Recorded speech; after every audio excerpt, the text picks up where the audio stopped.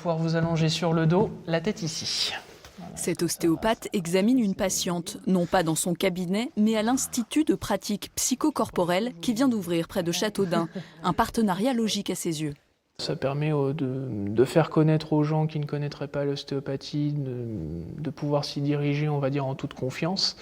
Et réciproquement, par rapport au centre, que nous, on puisse aussi diriger des patients où on sent que la problématique pourrait exiger une prise en charge, notamment en hypnose thérapeutique. Le centre propose en effet des séances d'hypnose alliées à différentes approches thérapeutiques pour aider les patients à gérer leur stress ou leur souffrance. Comme avec cet exercice où le patient doit choisir une photo qui symbolise le plus sa douleur chronique. Le volcan, c'est comme ce que j'ai, si vous voulez, mais intérieur. C'est le feu, ça brûle. Je trouve que c'est une bonne comparaison. Par rapport à la douleur, on ne trouve plus les mots. Et puis si on leur a déjà demandé 10 fois, des fois ils en ont même assez de répondre, parce que finalement ils l'ont déjà répété, on a l'impression que ça ne sert à rien. Et donc là, c'est un peu le pas de côté.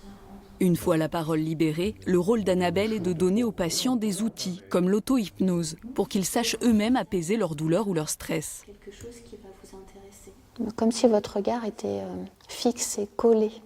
Surtout, ce que je voudrais, moi, c'est que la personne puisse le contrôler, le gérer, le traverser, la situation, et sans plus avoir besoin du praticien. C'est pour ça que c'est des thérapies brèves. En 3 mois, une 50aine de personnes est passée par ce centre, un lieu choisi en partie pour sa quiétude en plein champ. Isabelle, la fondatrice, compte d'ailleurs aménager le site avec un verger, un labyrinthe et un jardin de plantes médicinales. En attendant, elle retrouve une personne qui souffre de stress. L'épaule, le bras commencent à devenir encore plus lourds. Vous laissez, voilà, c'est très bien. Elle l'initie à l'hypnose et à la méditation. C'est surprenant parce que franchement, je ne m'attendais pas à ça. Il y a vraiment une sensation de bien-être, voilà, oui, c'est vrai. Mais pour Isabelle, ces pratiques destinées au bien-être ne sont pas des médecines alternatives.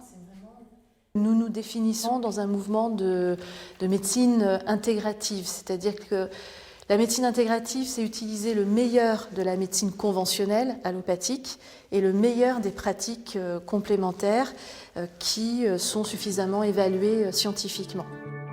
L'Institut travaille d'ailleurs en lien avec un réseau de santé du Dunois, comme vous le verrez dans le dernier épisode.